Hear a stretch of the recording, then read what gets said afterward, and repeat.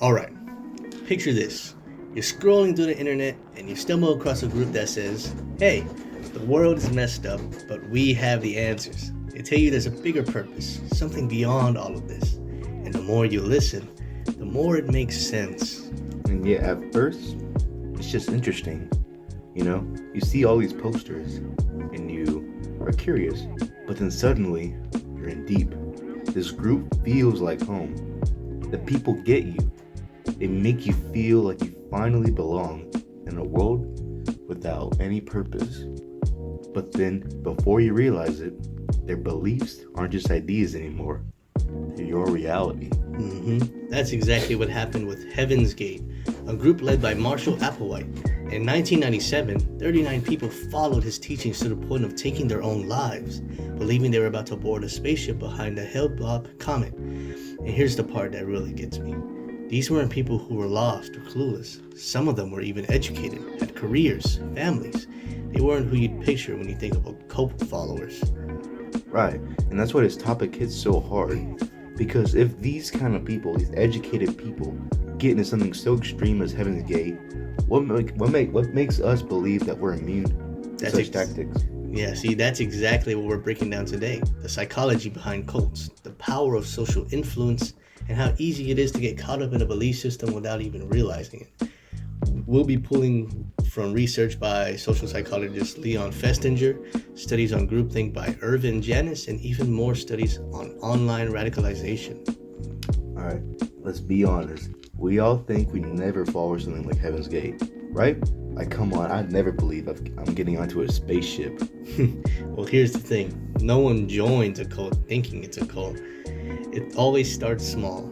Robert Cialdini, who literally wrote the book on persuasion, explains how gradual commitment is a huge part of influence. The more little steps you take, the harder it is to turn back. Right, and look at cognitive dissonance, in which Leon Festinger studied. Basically, once you've invested time and energy into something, your brain fights to justify it, even when there are obvious red flags. You don't want to admit that you're being misled, so you convince yourself that you're right. Which, in my opinion, is a reason why some of these cult members stay loyal despite many inconsistencies in the teachings from Applewhite. Like, for instance, when Bonnie passed away, many lost faith in the religion as they were taught that she was like an immortal being. However, despite that, many stayed loyal to the cult and continued preaching what they were teaching because, in my opinion, not only were they so far deep into it, but they also, wanted a way to like convince themselves that what they were being taught was truth. And that's where groupthink comes in. Irvin Janis found that when people are surrounded by like-minded individuals, they stop questioning things. You get this us versus them mentality, and doubting the group feels like betraying your own identity. This was used as a form of conformity in which non-believers were shunned out of the group and only the most loyal were allowed to stay. Essentially, the idea was to encourage a certain way of thinking and other ideas, where questioning is not allowed. Right, let's be honest. That also doesn't happen in just cults. Think about how social media works. The more you interact with certain ideas, the more content you get reinforcing them. Before you know it, your whole feed is an echo chamber. Alright, let's bring this back to real life, because cults seem extreme, but these same psychological forces affect all of us. Exactly, take the milligram experiment. People followed harmful orders just because an authority figure told them to. In a way, Heaven's Gate operated the same way. Like, for instance, Applewhite said that was an authority figure, and once people trusted him, they stopped questioning what he said. And even outside of cults, we see this play out in fandoms, politics, even conspiracy theories. There's this thing called confirmation bias, where we only seek out information that supports what we already believe. It happens all the time. Right, and that's why it's dangerous to assume we're too smart to be influenced. Studies show that even intelligent people are just as suspicious or susceptible to group pressure. It's not about intelligence, it's about psychology. And this isn't just old news. Modern cults and extremist groups use the exact same techniques as Heaven's Gate. If anything, it's even easier now with social media and online communities. The scary part This isn't just history, it's happening right now, just in different ways. Hmm. Excuse me, sorry. Yeah, and Dr. Margaret Singer, who spent her career studying cults, warned that modern recruitment happens online.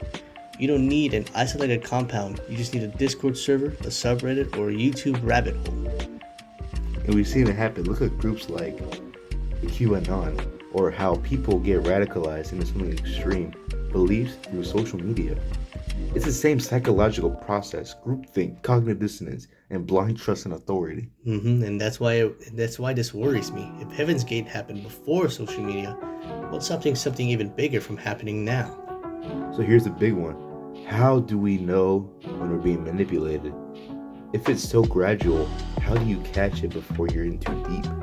And what about misinformation? If anyone can spread extreme ideas online, how do we separate truth from manipulation? Right, and maybe the biggest one of all, how do we stop this from happening? It's easy to look back and judge, but are we really that different? At the end of the day, we all want connection. We all want meaning. That's what made Heaven's Gate so powerful. It gave people those things, even in a dangerous way.